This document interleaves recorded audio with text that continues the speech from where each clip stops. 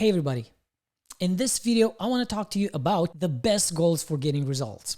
Does it ever happen to you that you're working for weeks and weeks and months and even whole quarters, and at the end of it you realize that you didn't actually make a significant change in your business? You didn't really change something very important. You didn't achieve something that you really wanted to achieve. You've been working all the time, but you didn't see actual results. Does this happen to you? I mean, it does happen to a lot of us. Even if your team is like an A team, like you have an amazing software development team and they do daily stand-ups and what did they do yesterday? What are they supposed to be doing today? And they just commit to the stuff and they get everything done. Even in that case, you may get amazing, high quality features built, but maybe not the important bottom line changes in your business that you really want. Maybe you even are doing amazing with prioritizing stuff into urgent, non-urgent, important, non-important stuff, and you focus on really what's very important, and you have to get done some of the urgent stuff. But even with that in mind, it's not enough to really get business results out of your company. Maybe you took things a step further and you're actually even defining goals for your company. Specific, measurable, achievable, realistic, time-bound. Even in that situation, it may be that you don't make major changes. You may achieve some stuff, but maybe not things that really explode the productivity in your team. And that's why today I want to introduce you to a new framework for defining goals. And it's called OKR, stands for Objectives and Key Results.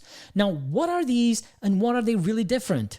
Well, first off, a goal that is defined with OKR has two components in it. It has the objective, the part that is more inspirational, the part that shows the direction, and the key result always attached to it, which is that number, that measurable result that tells you that you got where you're supposed to. So what are they? Objectives means where are you going? What's the destination? And the key result is how will you know you got there? Now, in addition to objectives and the key results, a third component that joins the OKRs are initiatives. Basically, the stuff you have to do, what do you need to do to get there, to achieve your key results? They are little projects, tasks. That's why we call them initiatives. Let's look at some examples. Let's take an objective of increasing sale month to month. Now, what are a few key results that we can attach to it? Well, closing 100 clients at $30K each from the cold leads. Another one can be making $250,000 in sales from the summit that you're putting together, from the big event, the conference that you're putting together, specifically leads from that event. Now, a few initiative of things you have to do in order to achieve those key results can be, every salesperson's got to do at least 50 calls, cold calls today. Also, you want to record the Zoom calls with your customers. Another objective that I want to introduce to you so that you understand how to articulate these and define these goals is improve the quality of the product. It's more visionary. It's something that you desire somewhere where you want to get. It's even inspirational. Now, what are a few key results that you can attach to it? For example, we want to have a maximum of 2 major bugs per sprint, not more. Maybe now you have 4. Well, we want to bring it out to maximum 2 per sprint. Also, we want to boost our rating for the product from 2.6 to 4.2. Real case, a client of mine who really achieved that.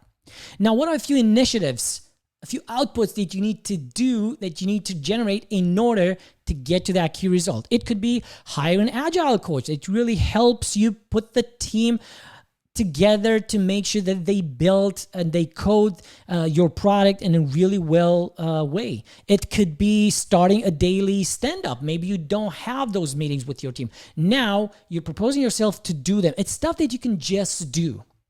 Another one is peer code review. You just tell the team, okay, starting today, from now on, anybody that wants to commit code into the code repository has got to do peer review with some other member of the team. Let's take a personal life day-to-day objective. Let's say that you want to get in better shape. What are some numbers that are going to be telling you that you got there, that you look at yourself and based on those numbers that you're measuring, you say, yeah, I'm in a better shape. Well, one of them can be get to 175 pounds from 200 pounds, let's say.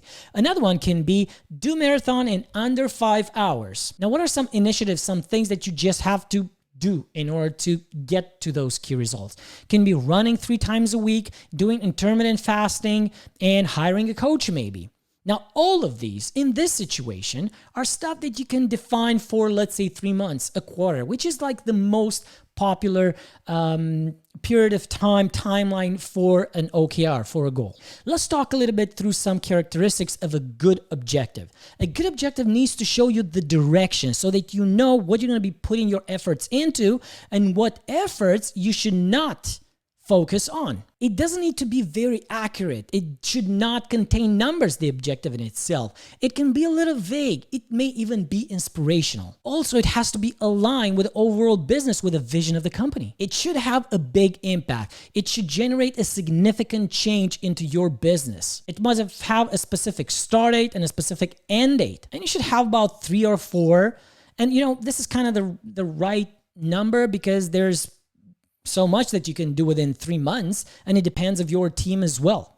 And in order to make it, significantly impactful, you can't really have more than that. Now let's talk a little bit about key results criteria. The most important is they have to make an objective achievable. They have to define how you achieve that objective. It should be ambitious. It should push you to the limits. It should make you actually grow as you do it. And it should be measurable. It's either a Boolean, a yes or no, completed, not completed, done, not done, or it should be a value of a number. And you should take the highest denominator. For example, if you're setting goals for 2 teams and you know that one may be slightly better than the other one, just pick up the number that is highest in target. Now, initiatives, tasks, they need to be very specific. It needs to be very accurate what needs to happen, what needs to get done. And they need to be within the control of the owner, something that the owner has to do. And by the way, it has to have an owner, a one specific person that gets it done. Maybe you've heard before about metrics, about KPIs, and now about key results. Now, what's the difference between them? Well, metric is basically any number that can be measured, anything that can be measured as part of your business, as part of your company, like anything, the cost of acquisition, the retention, the number of downloads for your application.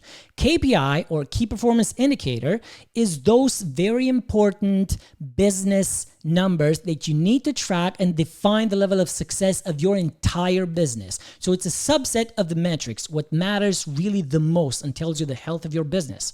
Now, key results can be any metric. It can or may not be sometimes KPIs, but the reason behind it, but the biggest differentiator is that key results are targets. They're not the current values like the KPI in a KPI dashboard that you're tracking together with a leadership team. They're just some numbers that you focus on to improve. They're just targets number for specific metrics. It's what you choose to focus over the next period of time. And it may not be those core numbers that you always track for your business. It's maybe just for a period of time until you improve them. And then you choose different key results. Now, what is the advantage of using OKRs versus SMART goals, or maybe even maybe you've heard of Measuring What Matters by John Doerr and the OKRs as he defines them over there. Well, let me brief you a little bit into it. So SMART goals, for example, one of the differentiations is that it defines the goal as being something achievable. Now with OKRs, it tends to make you stretch your goals. Even achieving 70% of the key result is considered a good result. So that is meant for you to push your team. Just like a muscle, you want to always give it a little bit more than it knows that it can handle. And this way, it's actually going to grow. Now, compared to the OKRs from John Doerr's Measure What Matters, a very important factor in the OKRs that are brought by Google and that are usually popular nowadays is that a big initiative, compared to what John Doerr says, never becomes a goal in itself just because it's a big initiative. And the biggest difference over there is that the initiatives have an output. They don't have a result that is an outcome significant for your business. They just have an output. Yes, we made 5 calls. Goals and key results have something that really changes the bottom line of your business. Also, again, compare with the SMART goals. They tend to be singular goals, something that you define outside of, other initiatives or projects within the company. Now, OKRs are meant to live together in harmony with the rest of them and cascade them and build hierarchy of goals and key results. OKRs can be split based on the timeline and on their ownership. Now, on the timeline, they can be at the level of the vision, which is the biggest goal of the company, the vision to completely change the way that people are enjoying videos on internet, let's say, which is about for a 5-year timeline. It can be strategical for about a 1-year timeline.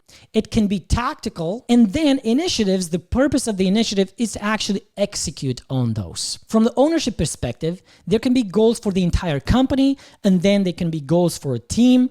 And later on, it can be goals for a specific individual. Whenever possible, it's suggested goals to be set up for a team, for the entire company or for a team. When it's at the level of individual, it should be something that is related to things that just that person can do or should be doing.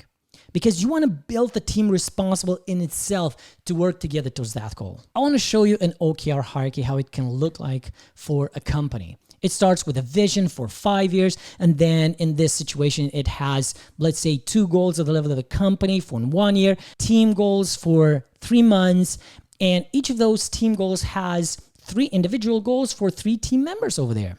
Now, at the same time, every goal has a few key results attached to it.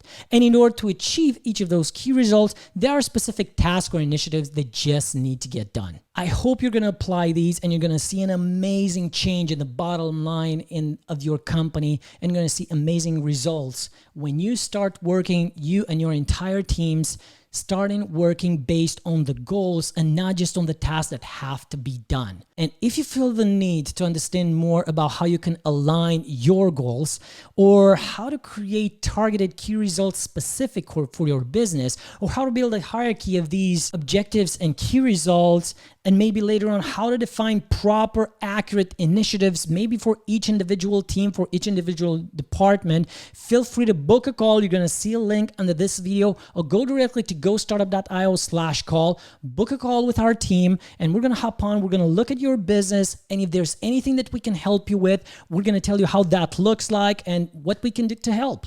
Go change lives.